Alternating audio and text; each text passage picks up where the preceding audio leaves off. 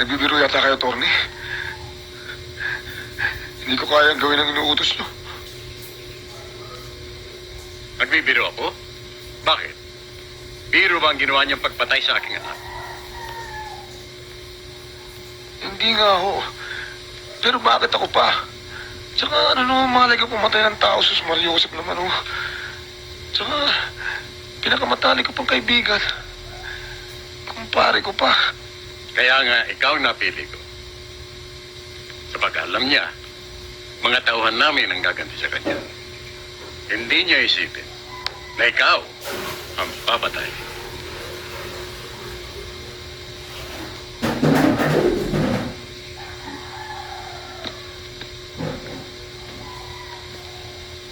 Atty. Inaamin ko. Maraming beses na akong humingi ng tulong sa inyo. Halos lumuhod na ako sa harapan ninyo. Kaya naman siguro, napakababa ng pagtingin niyo sa akin. Gawin niyo na gusto niyong gawin sa akin, Atty. Pero hindi ko magagawa ang pinag-uutos ninyo. Pakinggan mo ako, Jimmy. Ako ay kaibigan mo rin. Hindi ba? Maraming beses ko nang napatunayan yan. Ako ay nakahandang tumulong pa rin sa iyo sa mga darating na panahon. Pumayag ka sa akin, Jimmy. Hindi ka magsisisi.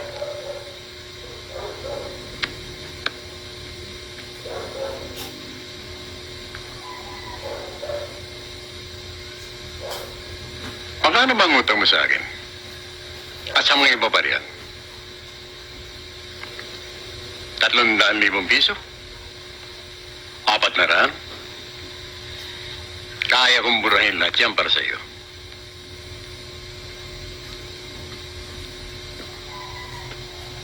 Sa kalagayan mo, Jimmy, dapat makapagpasya ka na kagad. Dapat pa ba kitang paalalahanan kung anong mangyayari sa iyo? Kung tatanggi ka sa pinagagawa ko, wala nang natitira sa kabuhayan mo. Mga anak mo, hindi na makapag-aral sa mga exclusive schools. At ang asawa mo naman, lalabas na kahiya-hiya sa kanyang mga kaibigan.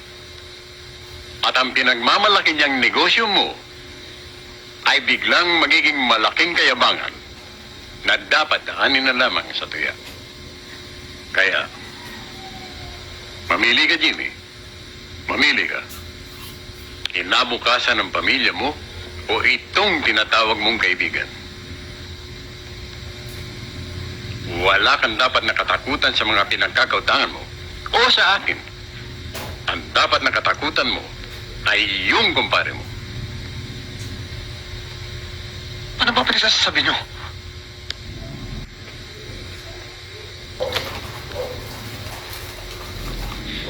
Paliliwanagin kong isipan mo, Jimmy. Ano sa palagay mo ang gagawin ni Emo? Pag nalaman niya na ikaw ang nagbugaw kay Alex para sa babae niyo. Ikaw ang masigasig na tumulak kay Alex. Hindi ba? Oh, pero hindi ko maalam na ganun mangyayari. Ano kaya ang gagawin ni Emo?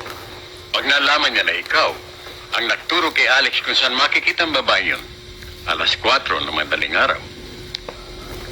Nag-iisa. Walang kamalay-malay kung anong gagawin sa kanya. Emong! Lumawas ka dyan! Walang hiya ka, putang ina mo! Pinatay mo ang asawa ko! Nagawa mong patayin ang asawa ko, sarili mong kumpare! Walang hiya ka! Lumawas ka dyan! Anong mukhang ihaharap mo sa mga tao? Mukha ng isang hudas! Tinaguriang kang padrinong matulungin! Maunawain! Pero ang ginawa mo, wala kang kasing sama, Emong! Wala kang kasing sama! Napakawalang hiya mo, Emong! Pinatay mo si Jimmy! Pare, may mga taong umaaliligid sa bahay namin. Kilala, pare. Pero sigurado ako, masama ang tangka nila sa akin. Huwag kang mataranta. Paano naman ako hindi matataranta, pare? Kung yariin nila ako. Sige pare, hintayin mo ako at pupunta ako dyan. Pare, wala ako sa bahay namin. Nagtatago ako sa isang bodega dito sa Tindalo Street. Hintayin mo ako.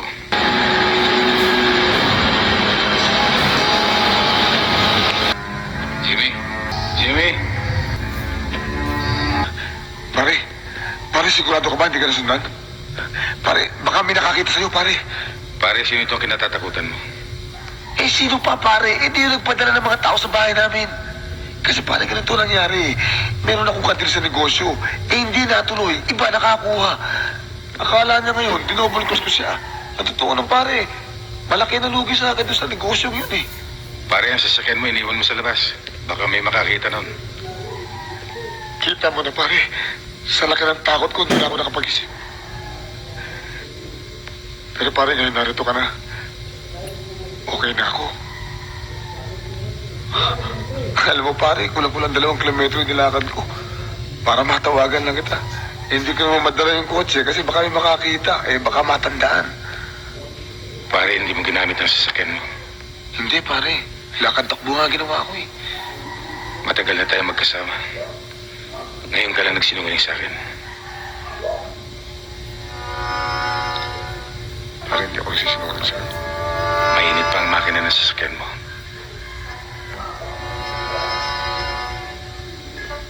Hindi ko na kasi alam ang nangyayari, pare. Nalilito na ako eh. Nagsinungaling ka. Pare, Nagsinungaling ka, pare.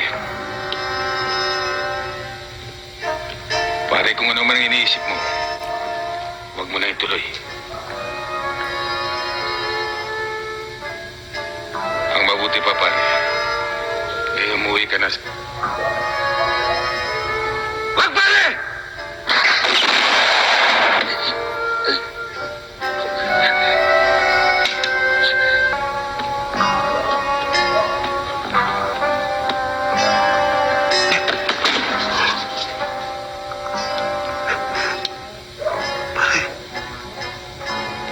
Wala na ako nararamdaman.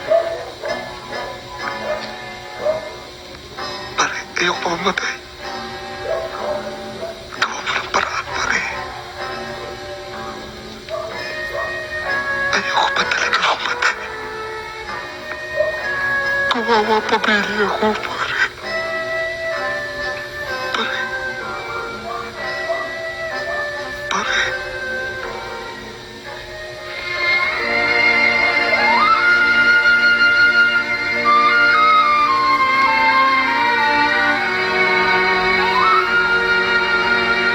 Para kang isang ahas!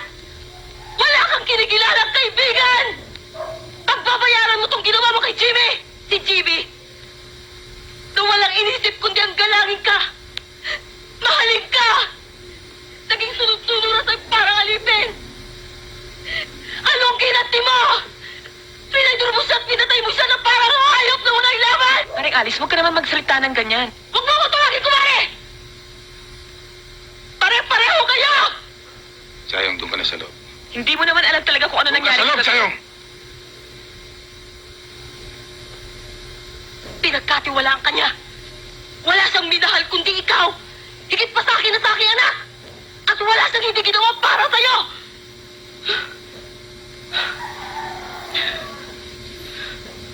Ito. Nakikita mo ba to? Alam mo ba kung anong katumbas ito? Ito ang sagisag ng iyong pagkakaibigan. Ito ang tanda ng pagiging pangalawang ama mo sa kanyang anak. Pero anong ginawa mo? Pinatay mo ang kanyang ama! Ayan! Dalhin mo yan sa impyerno! Magdasal ka sa impyerno! Magdasal ka!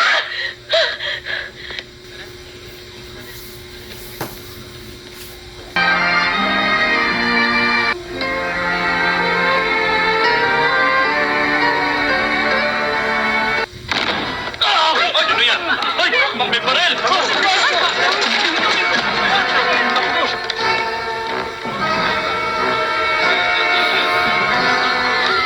Nasaan si Atty. de la Costa? Ano kailangan mo sa kanya? Nasaan siya?